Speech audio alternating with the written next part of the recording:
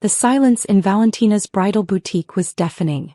My sister Victoria stared at the receipt in the cashier's hand like it was written in a foreign language. The number $2,300,000 credit limit glowed on the screen, and below it my available balance, $847,000. There must be some mistake, Victoria whispered, her perfectly manicured fingers reaching for the receipt. The cashier, an elegant woman named Mrs. Laurent who'd been working with Beverly Hills Elite for over 20 years, simply smiled and handed Victoria the paper with practiced professionalism. No mistake, miss. Ms. Rodriguez has one of our Platinum Black Card accounts. We don't see limits like this very often. Mrs. Laurent turned to me with genuine respect. Would you like us to expedite the alterations? We can have everything ready by tomorrow afternoon. I nodded calmly, watching Victoria's face cycle through confusion, disbelief, and something that looked dangerously close to panic. That would be perfect, thank you. For the past 8 months, Victoria had made it abundantly clear that I was the family disappointment. While she was planning her elaborate $200,000 wedding to tech executive Marcus Sterling, I was supposedly struggling to make ends meet as a freelance graphic designer working out of a cramped studio apartment in Silver Lake. At least that's what my entire family believed. The truth was astronomically different. 4 years ago, I'd founded Phoenix Digital Solutions, a software development company specializing in AI-powered marketing automation and predictive analytics. We'd grown from a one-person operation in my studio apartment to a company currently valued at $1.4 billion, with headquarters in San Francisco, satellite offices in Austin, Miami, and Seattle, and international partnerships across Europe and Asia. I'd been featured in Forbes 30 Under 30, TechCrunch had called me the quiet revolutionary of AI marketing, and Wired had done a cover story on Phoenix Digital's breakthrough algorithms that could predict consumer behavior with 96.7% accuracy. We'd quietly acquired 12 smaller tech firms over the past 2 years, and our client list included Fortune 500 companies that paid millions annually for our services. But I'd kept it all meticulously hidden from my family. Years of being dismissed as the creative one, who'd never amount to anything substantial, had taught me the value of staying completely under their radar. While Victoria flaunted her $85,000 marketing manager salary and constantly bragged about her fiancé's success at his venture capital firm, I'd been building a tech empire in absolute silence. Isabella, Victoria's voice cracked slightly as she clutched the receipt. Where exactly did you get this card? High Bank, I replied simply, adjusting the strap on my deliberately modest leather shoulder bag. Wells Fargo Private Banking. Same place everyone gets their cards. Victoria's eyes darted frantically around the boutique, taking in the $3,200 bridesmaid dresses I'd just purchased without a moment's hesitation, the additional $14,000 I'd spent on matching shoes, jewelry, and accessories, and the $30,000 custom alterations package that would ensure everything fit perfectly. The total was more than she made in 7 months, and I'd handled it like buying coffee. But you said you couldn't afford the bachelorette party in Napa, she said, her voice climbing higher with each word. You specifically said the $400 per night hotel was too expensive for your budget. I said I couldn't make it that weekend, I corrected gently, pulling out my phone to check the time. I had a crucial board meeting with our investors that Friday. The timing conflicted. Board meeting. Victoria laughed, but it sounded forced and slightly hysterical. What kind of board meeting? Isabella, you're a freelance graphic designer. What board could you possibly be meeting with? I glanced at my phone as it buzzed with a priority notification. The screen showed a Slack message from my chief technology officer. Isabella, the Microsoft partnership is officially confirmed. They're integrating our AI algorithms into their entire advertising platform. The licensing deal is worth $340 million over 3 years. The team is celebrating in Conference Room A. Congratulations, boss. I quickly closed the notification before Victoria could read the details, but her sharp eyes had caught the preview text and the sender's title. Microsoft? Isabella, what the hell is going on here? Victoria's voice had gone from confused to almost accusatory. Mrs. Laurent began carefully folding the expensive dresses into elegant branded boxes, clearly sensing the family drama brewing but maintaining her professional composure. Ms. Rodriguez, should we arrange delivery to your usual address? My penthouse address is already on file, I said calmly. The one on Wilshire Boulevard, Unit 4701. Victoria's mouth fell open so wide I thought she might dislocate her jaw. Penthouse? You told Mom and Dad you lived in a 600-square-foot studio in Silver Lake. You showed us pictures of your tiny kitchen. I do have a working space in Silver Lake, I said truthfully. It's where I originally started the company and where I still go when I need complete focus. The penthouse is where I actually live. Before Victoria could formulate a response, my phone began ringing. The caller ID displayed Marcus Sterling, her fiancé. I frowned, genuinely puzzled about why he'd be calling me directly instead of going through Victoria. Hello, Marcus, I answered, accidentally hitting the speaker button in my surprise. Isabella. Thank God you picked up. Marcus's excited voice filled the entire boutique. I just got out of the most incredible partnership meeting. You'll never believe what happened.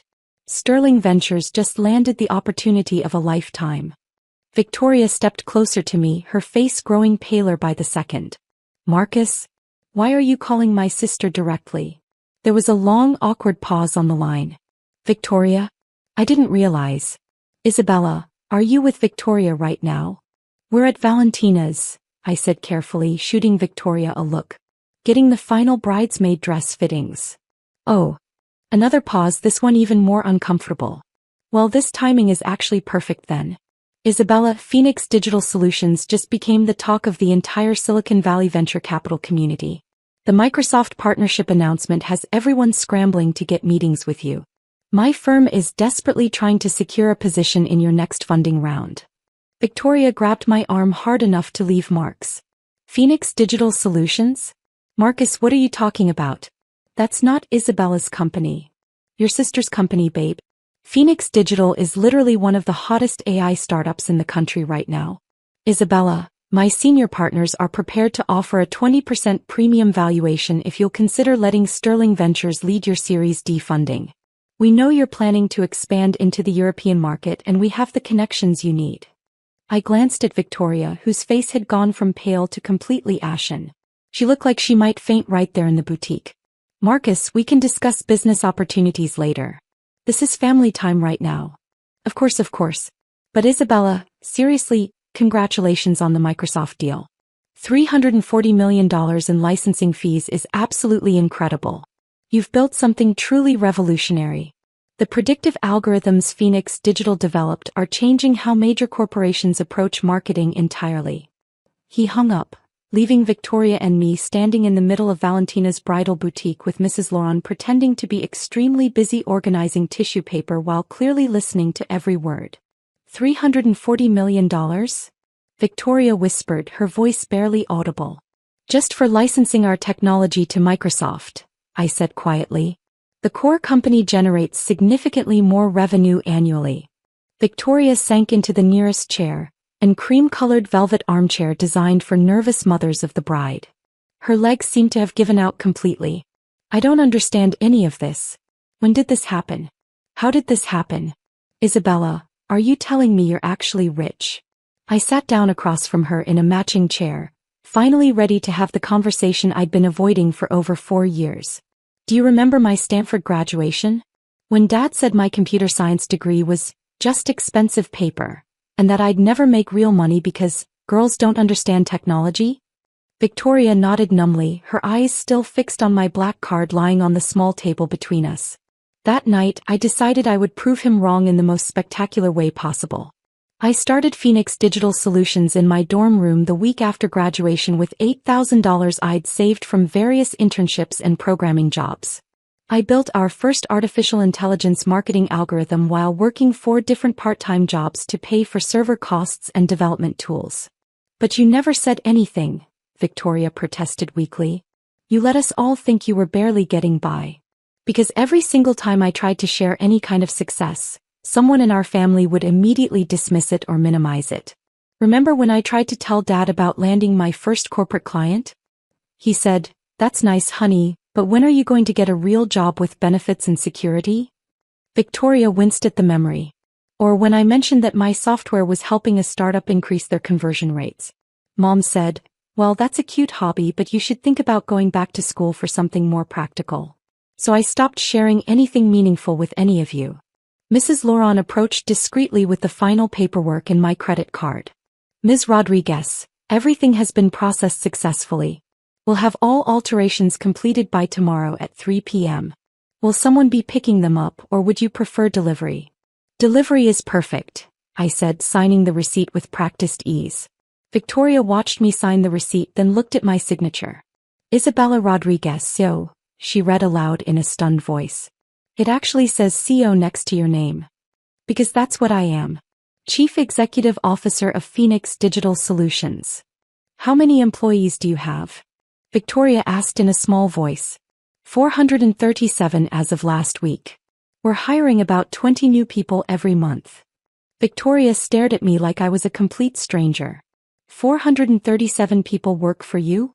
For the company I built, yes. We have development teams, sales teams, marketing specialists, customer success managers, data scientists, project managers, HR staff, legal counsel, accounting, facilities management. It's a real corporation, Victoria. The wedding, Victoria said suddenly, and I could see a terrible realization dawning on her face. Marcus's wedding. Our wedding. You're paying for a $200,000 wedding on a marketing manager's salary. How have you been affording it? Victoria's face crumpled as the full weight of their financial situation hit her. Dad's been helping us. He took out a second mortgage on the house. Mom's been talking about going back to work because they need the income to help with wedding costs and the new mortgage payments. My heart sank completely. This was exactly what I'd been afraid might be happening, but I'd been too proud and too hurt to ask directly. Victoria, why didn't anyone tell me it was that serious?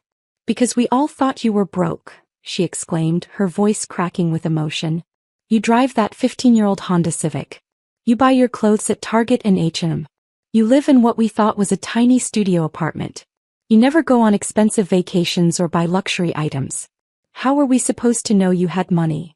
I drive the Honda because it's reliable, fuel efficient, and I don't need to impress anyone with my car. I buy clothes at Target because expensive designer clothes don't make me a better programmer or CEO. And the Silver Lake space isn't tiny. It's 1,400 square feet of dedicated workspace where I built a billion-dollar company. Victoria buried her face in her hands, her shoulders shaking. Dad's going to lose the house, Isabella. The mortgage payments are absolutely killing him, but he was too proud to ask anyone for help.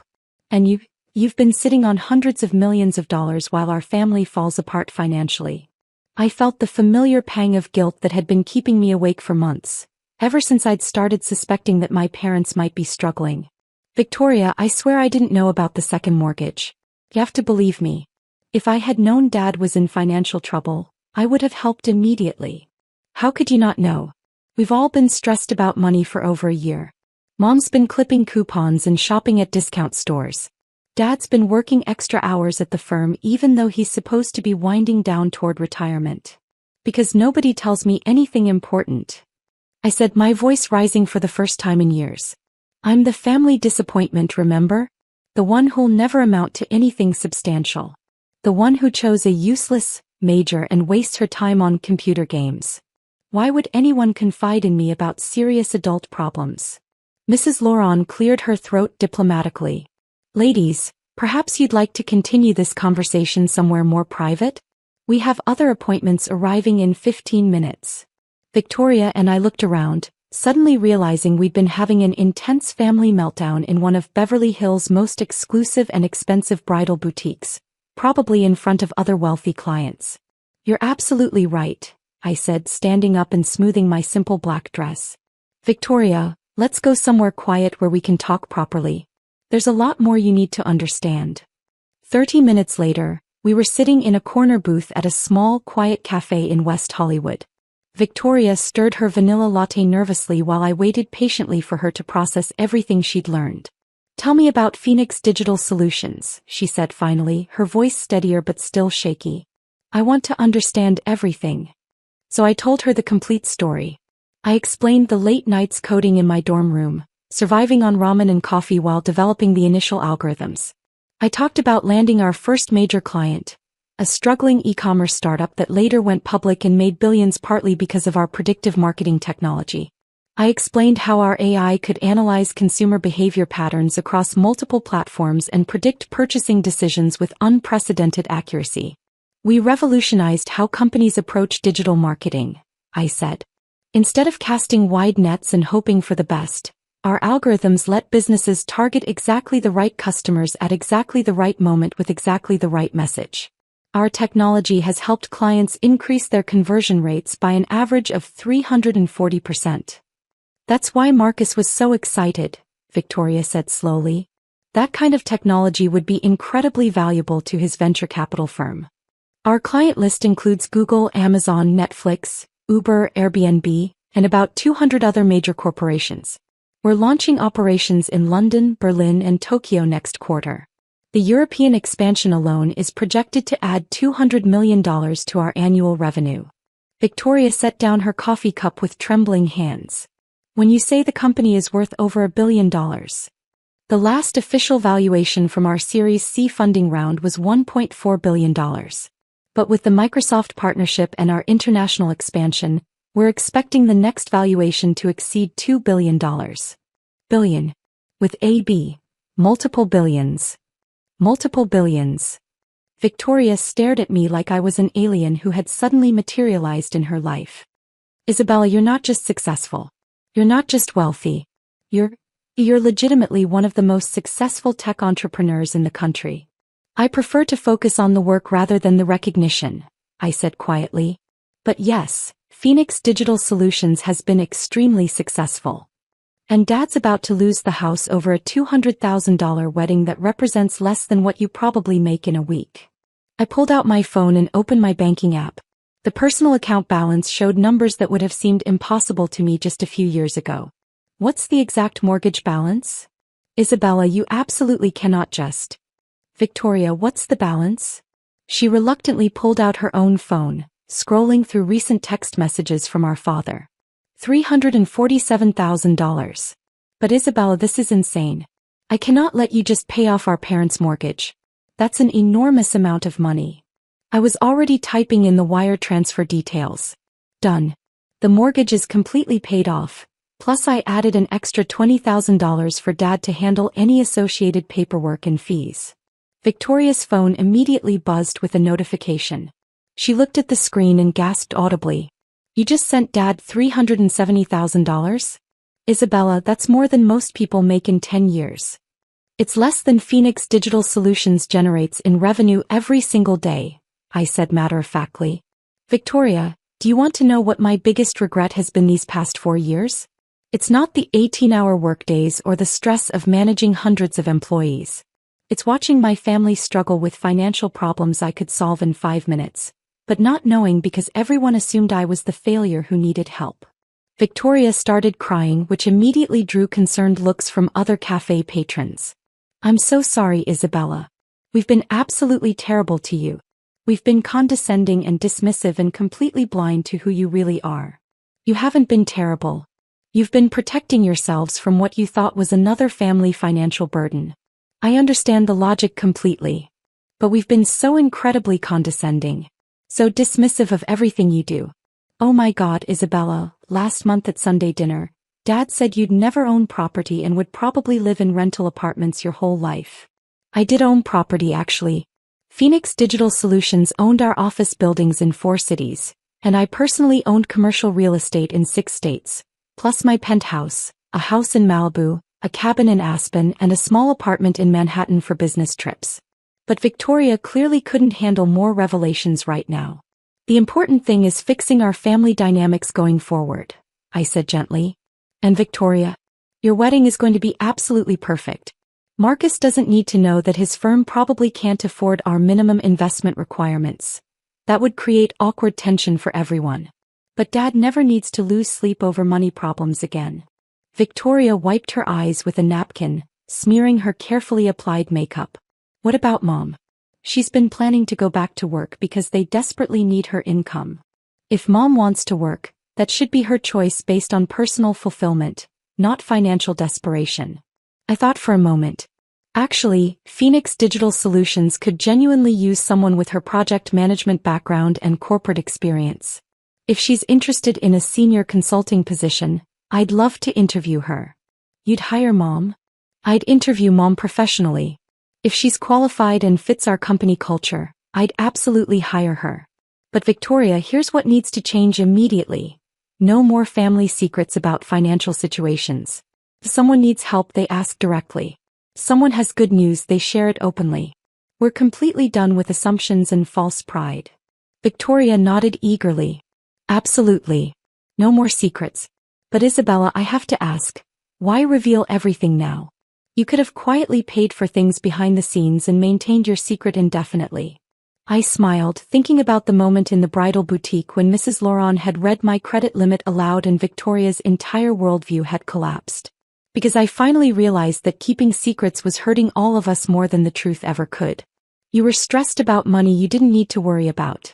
Dad was sacrificing his retirement security for a wedding that should be a pure celebration. And I was building an incredible company with no family to share the success with. So what happens now? How do we move forward from this? Now you get married in the wedding of your absolute dreams, without Dad going into debt or Mom sacrificing her retirement. Now our parents can retire comfortably whenever they choose. And now I stop pretending to be someone I'm not. Victoria reached across the small table and grabbed my hands tightly. I'm so incredibly proud of you, Isabella. And I'm ashamed that it took me this long to see how extraordinary you are. You're going to make me cry in a West Hollywood cafe, I warned, squeezing her hands back. One more question, Victoria said, her voice still shaky. The penthouse on Wilshire Boulevard.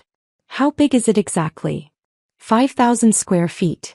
3 bedrooms, 4 bathrooms, 2 offices, a full kitchen, living areas, and a private rooftop terrace with panoramic views of the city. And you let us think you lived in a studio apartment. I let you think I lived in a studio because I was working out of the Silver Lake space 12 hours a day. Honestly, I bought the penthouse primarily as a real estate investment. I spend most of my time at the Phoenix Digital offices anyway. Victoria shook her head in complete amazement. My little sister, the accidental real estate mogul. Not accidental. Very intentional. Real estate appreciates consistently, and I needed stable places to invest company profits beyond just technology stocks. How many properties do you actually own?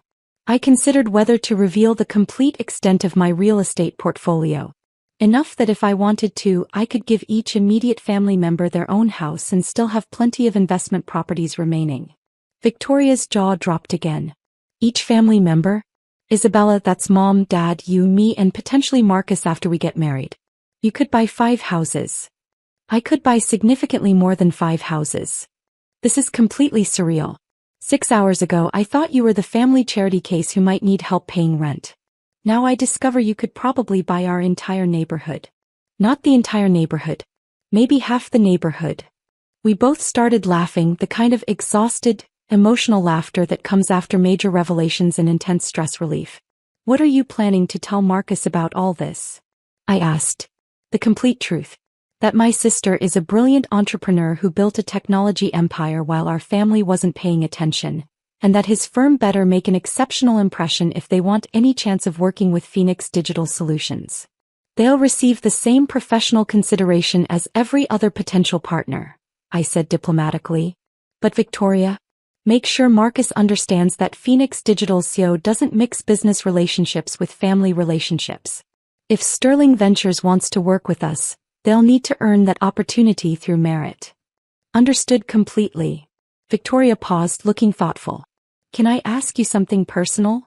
More personal than my net worth and property portfolio? Are you actually happy? With all this incredible success, with building the company, with everything you've accomplished, are you genuinely happy with your life? I thought about her question seriously. I'm extremely proud of what Phoenix Digital Solutions has become. I love the technological challenges, I love leading my team, and I love knowing that our innovations are helping thousands of businesses succeed. But Victoria, the happiest I've been in 4 years was watching your face when you realized your wedding would be perfect and Dad wasn't going to lose his house. Victoria started crying again, but this time they were clearly tears of relief and love. I love you so much, Isabella. And I promise you, everything is going to be different from now on. No more dismissing your achievements. No more assuming you need our help or guidance. From now on, we're going to treat you like the successful CEO you actually are.